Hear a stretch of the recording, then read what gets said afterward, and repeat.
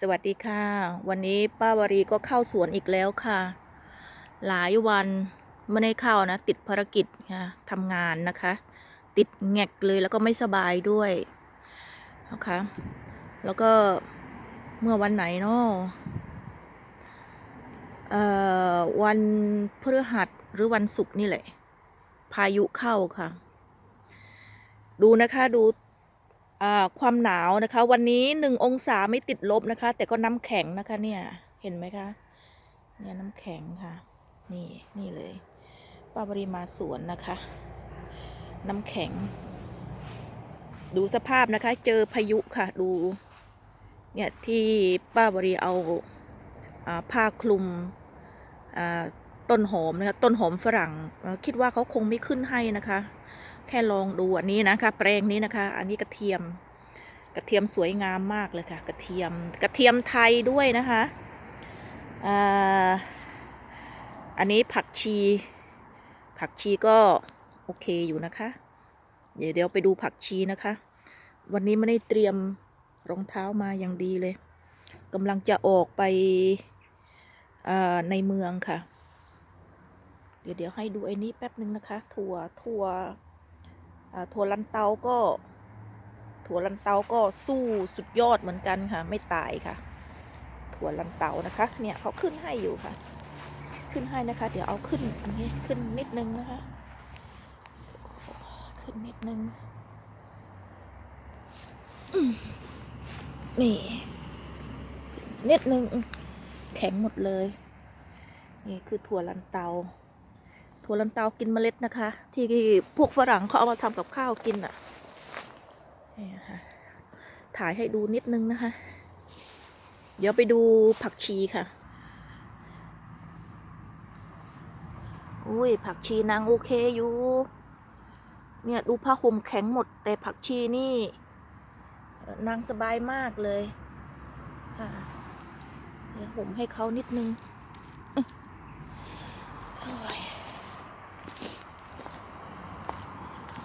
เดี๋ยวนะคะดูค่ะ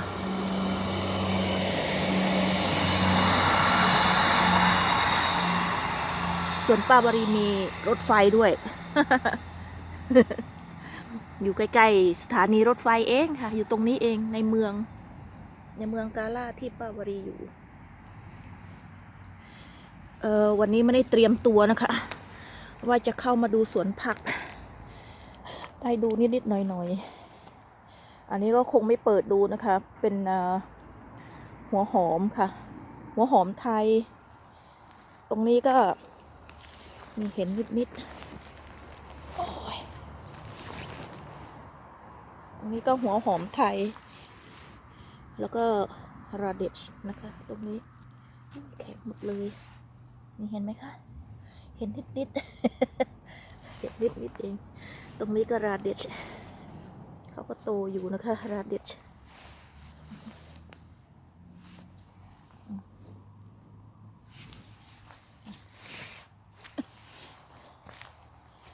โอ้ยแต่กระเทียมนี่สุดยอดเลยค่ะ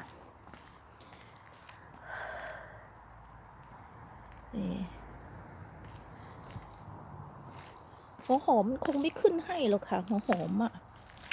เนี่ยหอมฝรั่งอ่ะลองเอามาใส่ดูนะคะเขาไม่ขึ้นก็ไม่เป็นไรหรอกค่ะไม่ได้ซีเรียสอะไรอันนี้ก็พวกผักต่างๆผักขมผักอะไรอย่างเงี้ยค่ะเขาไม่รอดก็ป้าบริแค่เอามาทดลองฮะเนี่ยอันนี้ก็พวกผักชีลาวแล้วก็ไอผักเสี้ยนป้าบริว่าผักเสี้ยนนี่มันสู้นะดูสิเห็นไหมคะเนี่ยผักเสี้ยนเขาคงสู้นะคะคงสู้หนาวไหวอ่ะกำลังเรียนรู้อยู่เหมือนกันค่ะนี่ผักคะน้านะคะผักคะน้าไม่แน่อาจจะรอดหรือเดดสมอลเล่ยังไม่รู้เลยเนี่ยก็ไม่ได้ซีเรียสอะไรนะคะแค่ทดลองดูอันนี้ก็ถั่วลันเตาอันนี้ลิกป้า วรีก็ปลูกไว้นะคะไว้ทำกับข้าวนี่นะคะ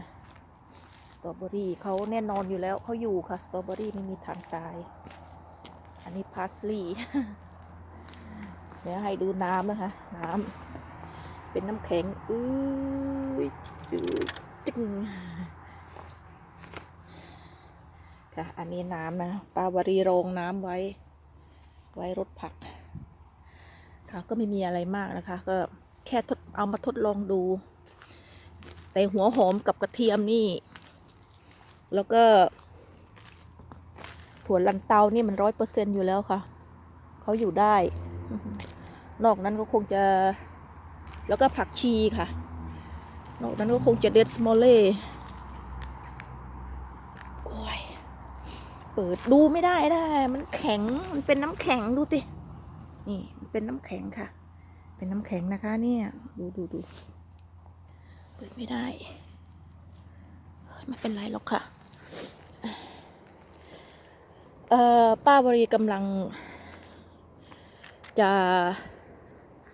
จะตั้งกรีนเฮาส์นะคะของป้าวรีมันเป็นพลาสติกทีนี้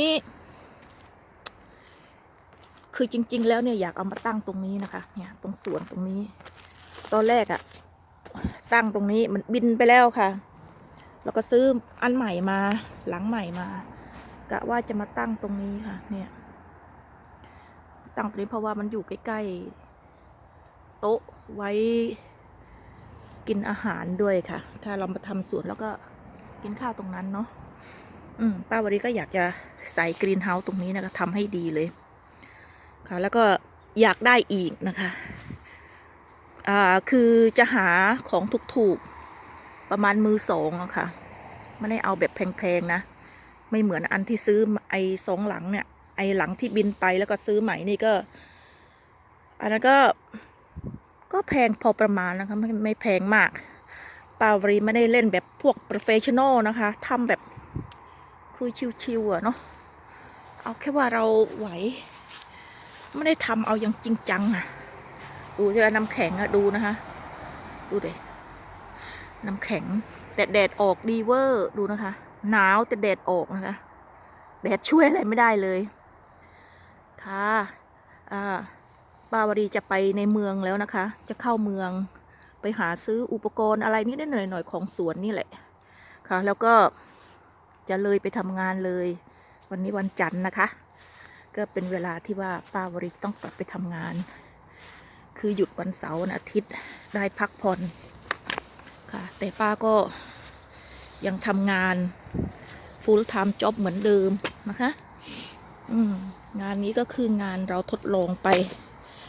คือมีความสุขไปกับงานของเรานะคะเนี่ยป้าวรีก็ไม่มีอะไรมากค่ะแค่มาเช็คดูว่าทุกอย่างมันยังโอเคไหมเพราะว่าเจอลมพายุอย่างแรงเมื่อคืน